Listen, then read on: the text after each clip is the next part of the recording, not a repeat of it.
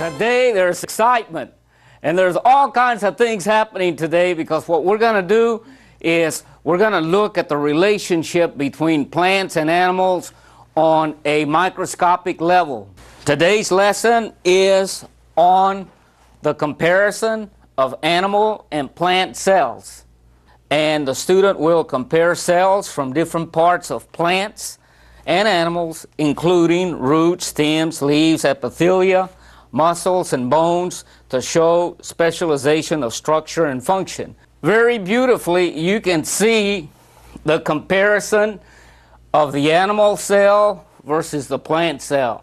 And right off the bat, notice the animal cell does not have chloroplast the way these green structures are here, and the animal cell does not have a cell wall the way the plant cell has his. Those are the cells that make up the xylem and the phloem, okay?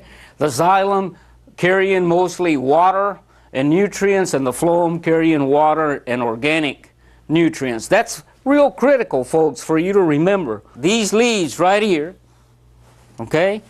And by the way, these are dicot leaves, okay? And this other beautiful plant over here has got this gorgeous flower on it. This is a monocot leaf, okay? Both of these, the reason why they're green is because they're the primary photosynthetic structure of the plant. Chloroplasts, okay, that they're the chlorophyll factories of the plant. Well, you see these tiny little green dots that are lying all around the circular part of this palisade parenchyma. Okay, those little circular green dots are chloroplasts. That's very important for you to see that.